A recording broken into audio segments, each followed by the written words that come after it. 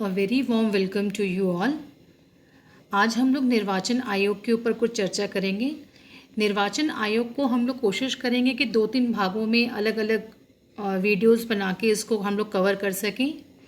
As usual आज हम सबसे पहले निर्वाचन आयोग के संगठन और उसकी नियुक्ति के संबंध में कुछ चर्चा करेंगे और उससे संबंधित क्या एमसीक्यूज़ बन सकते हैं उस पर हम लोग चर्चा करेंगे। तो भारत के निर्वाचन आयोग के बारे में चर्चा शुरू करने से पहले एक छोटा सा एक इंट्रो या फिर आप जिसे कहते हैं कि भूमिका आप लोगों के साथ शेयर करना चाहूँगी कि भारत में शासन की संसदीय प्रणाली के साथ एक संवैधानिक लोकतंत्र है, ये आप सभी जानते हैं। और इस प्रणाली के केंद्र में नियमित, स्वतंत्र एवं निष्पक्ष निर्वाचनों का आयोजन करने की प्रतिबद्धता है। ये निर्वाचन सरकार की संरचना, संसद के दोनों सदनों, राज्यों एवं संघ राज्य क्षेत्र के जो विधानसभाओं के सदस्यता होती है वो और राष्ट्रपति तथा उपराष्ट्रपति का तत्व का निर्धारण करते हैं। तो ये जो निर्वाचन है ये बहुत सी ऐसे पद हैं जिनका इलेक्शन करवाने के लिए भारत में जो निर्वाचन आयोग है वो जिम्मेदार है। आज का जो हमारा वीडियो है इसमें हम लोग चर्चा करेंगे कि निर्वाचन आयोग की स्थापना कब हुई, इसके जो सदस्य होते हैं कितने होते हैं, उनका कितना कार्यकाल है, उनको अपने पद से अगर हटाया जाता है तो कैसे हटाया जाता है, इसके संगठन कैसा कैसा। तो इन सब बातों पे हम लोग चर्चा करेंगे। बहुत ही शॉर्ट वीडियो रहेगा ये, क्योंकि आज का जो टॉपिक है वो बहुत ज़्यादा टेक्निकल नहीं है। कुछ टर्म्स ऐसी चीज़ें ऐसी जो आपको हमेशा याद रखनी चाहिए, जैसे कौन से अनुच्छेद हैं और बाकी चीज़ें। तो आज का वीडियो शुरू करते हैं। शुरू करने से पहले आपके साथ इलेक्शन कमीशन का जो लोगो है वो शेयर कर रही हूँ। कभी कभी एग्ज़ाम्स में लोगोस के ऊपर भी क्वेश्चंस आ जाते हैं, तो इस लोगो को अगर आप देख सकते हैं तो डेफिनेटली ट्राई कलर्स तो दिख ही रहे हैं और एक बैलेट बॉक्स का एक हमको इम्प्रेशन आता है, इसमें साइड में बटन्स दे रखे हैं। So logos are always depicting the institution for it is made for. अगर हम निर्वाचन आयोग की बात करते हैं तो निर्वाचन आयोग की जो स्थापना थी वो 25 जनवरी 1950 को की गई और यह एक संवैधानिक संस्था है। संवैधानिक संस्था हम लोग इसलिए कह रहे हैं क्योंकि संविधान में इसका प्रावधान किया हुआ है। हम लोग डिस्कस करेंगे कि संविधान के किस अनुच्छेद में इसका प्रावधान है। इसके अलावा अगर निर्वाचन आयोग का परिचय करवाएं तो हम ये कह सकते हैं कि ये एक स्वायत्त एवं अर्ध न्यायिक संस्थान है। मीन्स अपने आप में एक ऑटोनॉमस बॉडी है और अर्ध न्यायिक संस्थान है। अर्ध न्यायिक संस्थान या फिर अर्ध न्यायिक निकाय ऐसे संगठन होते हैं जिनके पास कानून लागू करवाने वाले जो दूसरी निकाय होती हैं, जैसे न्यायालय होते हैं, उसके समान शक्ति होती है, किंतु ये न्यायालय नहीं होते। सो डेट इज़ द डिफरेंस, ये आप लोग हमेशा ध्यान रखिएगा। संसद, राष्ट्रपति, उपराष्ट्रपति और जो राज्य विधानमंडल के जो पद होते हैं उसके निर्वाचन के लिए संचालन व नियंत्रण का जो काम है वो निर्वाचन आयोग करता है। तो ये एक ब्रीफ इंट्रोडक्शन था। अगर क्वेश्चन आते हैं तो क्वेश्चन बन सकता है कि इसकी स्थापना कब हुई थी, निर्वाचन आयोग किस प्रकार की संस्था है, इस पे ऑप्शंस आ सकते हैं आपको, और बाकी की जो चीज़ें हैं वो भी हम आगे डिस्कस करेंगे। अब हम लोग बात करते हैं संगठन एवं नियुक्ति से संबंधित। जैसे मैंने अभी आपसे कहा था कि यह एक संवैधानिक निकाय है, संविधान में इसका जिक्र किया हुआ है और वो जिक्र है अनुच्छेद 324 से लेके अनुच्छेद 229 तक निर्वाचन आयोग से संबंधित प्रावधान किए गए हैं। अनुच्छेद 324 के तहत ये प्रावधान है कि भारत में एक निर्वाचन आयोग होगा। और इसके साथ ही एक चीज़ और मैं आपको बता दूं कि जो राष्ट्रपति होते हैं वो प्रादेशिक आयुक्तों की नियुक्ति निर्वाचन आयोग की सलाह के ऊपर कर सकता है। और साथ ही साथ जो निर्वाचन आयुक्त तथा जो प्रादेशिक आयुक्तों की जो सेवा शर्तें व जो पदावधि होती हैं वो राष्ट्रपति द्वारा निर्धारित होती हैं। इन दो चीज़ों को आप लोग हमेशा ध्यान रखिएगा। इस पे क्वेश्चन कई बार कंफ्यूजिंग बन सकता है कि निर्वाचन आयुक्त का तो आप लोगों को क्लियर हो जाता है कि राष्ट्रपति इनकी नियुक्ति करते हैं, लेकिन प्रादेशिक आयुक्तों के संदर्भ में भी जो उनकी सेवा शर्तें और पदावधि होती हैं वो राष्ट्रपति के द्वारा तय की जाती हैं, न कि उस पर्टिकुलर स्टेट के अथॉरिटीज़ के द्वारा। तो ये आप हमेशा ध्यान रखिएगा। संरचना की जब हम बात करते हैं तो आयोग में वर्तमान में एक मुख्य चुनाव आयुक्त और 2 चुनाव आयुक्त होते हैं। इसका मतलब 3 मेंबर्स होते हैं, जबकि शुरू में जब निर्वाचन आयोग की स्थापना की गई थी तब उसमें केवल एक ही मेंबर हुआ करते थे।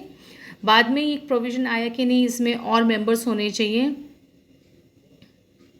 केवल 1 या 2 साल के लिए ही ऐसा एक टाइम था जहाँ पर 3 मेंबर्स थे, लेकिन वापस इसमें 3 मेंबर्स कर दिए। अगर टिपिकल डेट्स की अगर हम बात करते हैं तो 1989 तक केवल मुख्य निर्वाचन आयुक्त हुआ करते थे, उनके सहित एक सदस्य निकाय हुआ करता था। लेकिन 1989 से जनवरी 1990 तक इसमें और सदस्य थे, और वो थे RVS शास्त्री मुख्य निर्वाचन आयुक्त थे। इसके अलावा 2 और निर्वाचन आयुक्त थे जिनका नाम था SS धेवोआ और दूसरे थे VS सहगल। तो इस तरीके से ये 3 सदस्यीय निकाय बन गया, और समहाउ 93 तक वापस ये डिसकंटिन्यू रहा और 1 सदस्य ही निकाय बना रहा। लेकिन 1993 के बाद वापस 3 सदस्य निकाय बन गया है। तो इसीलिए मैंने आपसे कहा कि जो निर्वाचन आयोग होता है उसमें एक मुख्य चुनाव आयुक्त और 2 चुनाव आयुक्त होते हैं। तो टोटल 3 मेंबर्स होते हैं। इनकी शक्तियां समान होती हैं, और यदि किसी बात पर मतभेद हो जाता है तो बहुमत के आधार पर निर्णय लिया जाता है। यहाँ पर एक बहुत ही इंटरेस्टिंग फैक्ट मैं आपको बताती हूँ कि जो मुख्य निर्वाचन आयुक्त होते हैं उनका कार्यकाल तो होता है या तो 6 वर्ष या 65 वर्ष की आयु, जो भी पहले हों। लेकिन जो 2 अन्य चुनाव आयुक्त होते हैं उनका जो कार्यकाल होता है वो या तो 6 वर्ष होगा या फिर 62 वर्ष की आयु, यानी 62 ईयर्स। तो ये एक फ़र्क है मुख्य निर्वाचन आयुक्त और जो दूसरे चुनाव आयुक्त होते हैं उसमें। मुख्य निर्वाचन आयुक्त की जो आयु सीमा है वो है 65 या फिर 6 वर्ष का कार्यकाल, जो भी पहले हो। और जो दूसरे 2 चुनाव आयुक्त होते हैं, जो 2 अन्य सदस्य होते हैं निर्वाचन आयोग के, उनका कार्यकाल या तो 6 वर्ष या फिर 62 ईयर्स की उनकी एज होनी चाहिए। तो that is the only difference. अगर हम बात करते हैं कि इन सदस्यों को या फिर मुख्य निर्वाचन आयोग की यदि हम पदच्युति की बात करते हैं, उनको पद से हटाने की बात करते हैं, तो मुख्य चुनाव आयुक्त को संसद के द्वारा महाभियोग के ज़रिए हटाया जा सकता है, जैसे कि राष्ट्रपति या सर्वोच्च न्यायालय के जो न्यायाधीश होते हैं उनके लिए है। दूसरा एक तरीका ये है कि यदि वे चाहें किसी कारणवश वो राष्ट्रपति को संबोधित करते हुए अपना त्यागपत्र दे सकते हैं। अब आप ये ध्यान रखिए कि इस एक सेंटेंस के ऊपर भी क्वेश्चन बन सकता है कि मुख्य चुनाव आयुक्त यदि अपना त्यागपत्र देते हैं तो किसको संबोधित करते हैं? प्रधानमंत्री को, सर्वोच्च न्यायालय को, के न्यायाधीश को, राष्ट्रपति को, या फिर लोकसभा के अध्यक्ष को। तो इस तरीके के ऑप्शंस आ सकते हैं। तो आप ध्यान रखिएगा, जो त्यागपत्र दिया जाता है वो राष्ट्रपति को संबोधित करते हुए दिया जाता है। इसके अलावा राष्ट्रपति द्वारा नियुक्ति अनुच्छेद 342(2) के अधीन निर्वाचन आयुक्तों की नियुक्ति व पदच्युति की जो शक्ति होती है वो राष्ट्रपति के पास होती है। तो यूजुअली ऐसा नहीं होता कि इफ़ राष्ट्रपति wishes he can remove any of the members. एक प्रक्रिया होती है और एक तरीका होता है, and there should be a valid reason कि क्यों हटाया जा रहा है। तो केवल हम यहाँ पे तो प्रक्रियाओं की बात कर रहे थे, जो कि हमारे MCQ क्वेश्चंस के नज़रिए से ज़रूरी हैं। एक चीज़ और आपके साथ शेयर करती हूँ कि आप लोगों को पता है कि राज्य में निर्वाचन आयोग भी होता है और एक केंद्र में भी। तो उसको मैं क्लियर कर देती हूँ कि किस तरीके से होता है। भारत का जो निर्वाचन आयोग है उसके पास विधानसभा, लोकसभा, राज्यसभा और राष्ट्रपति आदि के चुनाव से संबंधित सत्ता होती है, वो पावर होती है। जबकि यहाँ पर आप लोग गौर कीजिएगा, ग्राम पंचायत, नगर पालिका, महानगर परिषद, तहसील, जिला परिषद के चुनाव से संबंधित राज्य निर्वाचन आयोग के पास इसकी शक्ति होती है। तो अब आपको समझ में आ गया कि राज्य का जो निर्वाचन आयोग है वो किस किस चीज़ों से संबंधित चुनाव करवाते हैं और जो भारत के केंद्र में जो निर्वाचन आयोग हैं वो किन चीज़ों से संबंधित अपने चुनाव करवाते हैं। तो अब ये हमने केवल ब्रीफ डिस्कशन किया कि निर्वाचन आयोग का संगठन और उनकी नियुक्ति, जो सदस्यों की नियुक्ति है वह उनकी पदमुक्ति का क्या आधार है, क्या प्रोविजंस है। अब इसी से संबंधित कुछ क्वेश्चंस आपके साथ डिस्कस कर रही हूँ। आई होप आप लोगों के लिए बहुत ईजी होगा इन क्वेश्चंस को अटेम्प्ट करना। पहला क्वेश्चन कहता है कि संविधान के किस अनुच्छेद के अंतर्गत चुनाव आयोग का उल्लेख किया गया है। Whether it is option 1 article 324 या फिर आर्टिकल 356 या फिर आर्टिकल 331 या फिर आर्टिकल 343। अगर आपको याद होगा तो इट इज़ आर्टिकल 324। हमने कहा था कि आर्टिकल 324 से लेके 329 तक चुनाव निर्वाचन आयोग से संबंधित प्रावधान संविधान में दिए गए हैं और आर्टिकल 324 ये कहता है कि भारत में एक निर्वाचन आयोग होगा। तो इसका सही आंसर है ऑप्शन 1। आर्टिकल 356 तो आप लोगों को पता ही है कि राष्ट्रपति की आपातकालीन शक्तियों से संबंधित हैं। तो कुछ ऑप्शंस ऐसे भी आ जाते हैं कि उससे संबंधित आपको दूसरे फैक्ट्स भी आप लोगों को याद हो जाते हैं। दूसरा बहुत सिंपल सा क्वेश्चन है। आज के वीडियो में जितने भी मैंने क्वेश्चंस लिए बहुत ही इजी कैटेगरी के क्वेश्चंस हैं। अगर डिफ़िकल्टी लेवल हम उनका देखें तो द क्वेश्चन सेज निर्वाचन आयुक्तों की नियुक्ति किसके द्वारा की जाती है। राष्ट्रपति, भारत के मुख्य न्यायाधीश, प्रधानमंत्री या फिर लोकसभा अध्यक्ष। मैं उम्मीद करती हूँ कि मेरा जवाब देने से पहले भी आप लोगों को जवाब आ गया होगा। इसका ऑप्शन है फर्स्ट, राष्ट्रपति के द्वारा निर्वाचन आयुक्तों की नियुक्ति की जाती है। So first is the right option. निर्वाचन आयुक्त का कार्यकाल होता है 4 वर्ष, 5 वर्ष, 6 या 2 वर्ष। The right answer is option 3, 6 वर्ष। 6 वर्ष का कार्यकाल होता है। और अगर हम आयु सीमा की बात करें तो जो मुख्य आयुक्त होता है उनके लिए होती है 65 वर्ष की आयु और जो दूसरे चुनाव आयुक्त होते हैं उनके लिए आयु होती है 62। तो ये फॉर्मूला आप हमेशा याद रखिएगा। 6 तो इन दोनों के लिए कॉमन है, चाहे वो मुख्य चुनाव आयुक्त हों या जो दूसरे सदस्य हैं उनके लिए एज अलग अलग हो जाती है दोनों की।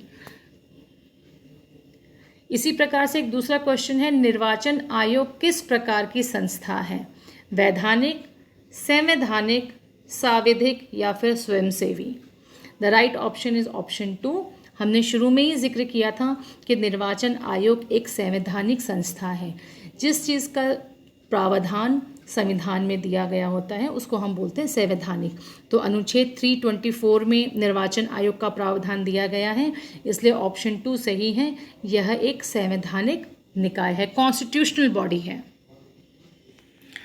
निर्वाचन आयुक्त किस सीमा तक अपने पद पर बने रहते हैं। देखिए ये क्वेश्चन मैंने जानबूझ के लिया है। ज़्यादातर क्या होता है कि हम लोग क्वेश्चन टिक करते हैं इसमें ऑप्शन 3, लेकिन जैसे मैंने अभी आपसे कहा था कि आयु सीमा दोनों की अलग होती हैं और ये क्वेश्चन मैंने इसलिए लिया क्योंकि ये क्वेश्चन थोड़ा सा आप ये कह सकते हैं कि इसमें एक फ्लॉ है, एक थोड़ी सी कमी है, क्योंकि वो सिर्फ पूछ रहे हैं कि निर्वाचन आयुक्त की आयु सीमा क्या होती है, वो किस आयु सीमा तक अपने पद पर बने रहते हैं। तो अगर कभी ऐसा ऑप्शन आता है तो अव्वल तो ये वाला क्वेश्चन भी आपका सही हो सकता है क्योंकि वो लोग मुख्य निर्वाचन आयुक्त के बारे में नहीं पूछ रहे हैं। तो इस तरीके जो क्वेश्चंस होते हैं ये ज़्यादातर बोनस में जा सकते हैं या आप इसके अपील भी कर सकते हैं। लेकिन ज़्यादातर जो क्वेश्चंस होते हैं वो मुख्य निर्वाचन आयुक्त से संबंधित होते हैं। तो यदि शायद मैं होती आपकी जगह तो मैं इसका ऑप्शन 3 टिक करती। लेकिन आप लोग ध्यान रखिएगा कि क्वेश्चन क्या पूछा जा रहा है। तो इट वाज जस्ट एक क्वेश्चन मैंने ऐसे लिया था कि कई बार ऐसे क्वेश्चंस आते हैं जहाँ पे क्लैरिटी नहीं होती है और ऑप्शंस में भी क्लैरिटी नहीं होती है। अगर मान लीजिए यहाँ पे 62 नहीं दिया होता, अगर यदि 62 नहीं दिया होता तो हमारे लिए बहुत इजी ऑप्शन हो जाता। मान लीजिए यहाँ पे 63 दिया होता तो हमारे लिए बहुत इजी ऑप्शन था कि नहीं ठीक है कोई कन्फ्यूजन नहीं है, 65 को ही टिक कर सकते हैं। लेकिन ये दोनों ऑप्शंस बहुत ही कन्फ्यूजिंग वाले हैं। तो आपको कभी क्वेश्चंस इस तरीके से आए तो यू कैन अपील इट और अगर ऑप्शन टिक भी करना हो तो अगर मैं होती तो मैं डेफिनेटली 65 ही करती, क्योंकि नॉर्मल नॉर्म यही है। अब एक नॉर्मल जीके का क्वेश्चन आपके लिए है कि भारत के प्रथम मुख्य निर्वाचन आयुक्त कौन थे? सुकुमार सेन, के सुंदरम, या फिर एसपी सेन वर्मा, या फिर डॉक्टर नागेंद्र सिंह? सही आंसर है सुकुमार सेन। सुकुमार सेन भारत के प्रथम मुख्य निर्वाचन आयुक्त थे। इनकी जो नियुक्ति थी वो 21 मार्च 1950 को की गई थी और ये 19 दिसंबर 1958 तक 58 तक ये अपने पद के ऊपर बने रहे थे। और एक छोटी सी और जानकारी दे देती हूँ कि VS. Ramadevi was the first woman to become the Chief Election Commissioner of India। तो ये एक एडिशनल चीज़ आपको बता रही हूँ। साथ ही साथ यदि अब क्वेश्चन आ जाता है किसी एग्ज़ाम में आप अपियर हो रहे हैं कि आज के तारीख में मुख्य निर्वाचन आयुक्त कौन है, तो सुशील चंद्रा जो कि एक रिटायर्ड आईएएस ऑफिसर हैं वो भारत के मुख्य निर्वाचन आयुक्त हैं आज की तारीख में। तो आज की क्लास के लिए इतना ही। बहुत ही सिंपल सा हम लोग का डिस्कशन था और जो क्वेश्चंस थे वो सारे ही इजी कैटेगरी के थे।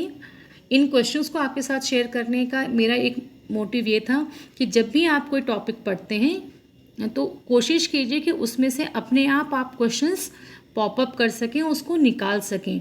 तो इससे आप लोगों की मेमोरी भी ज़्यादा रहेगी और आपके जब आप ऑप्शंस देखते हैं और जब क्वेश्चंस के थ्रू जाते हैं तो उन ऑप्शंस को सही करने की संभावना बहुत ज़्यादा हो जाती है। तो आज की क्लास के लिए इतना ही। नेक्स्ट क्लास में हम लोग निर्वाचन आयोग से संबंधित अन्य बातों को डिस्कस करेंगे और उसी से संबंधित हम लोग एमसीक्यू क्वेश्चंस भी डिस्कस करेंगे। मैं उम्मीद करती हूँ ये लेक्चर्स आपके लिए आपको फ़ायदा कर रहे होंगे। और यदि आप कुछ और चाहते हैं इन वीडियोस में या किसी पर्टिकुलर टॉपिक पर आप चाहते हैं कि हम चर्चा करें तो प्लीज़ कमेंट बॉक्स में दीजिएगा। Till then have a good time.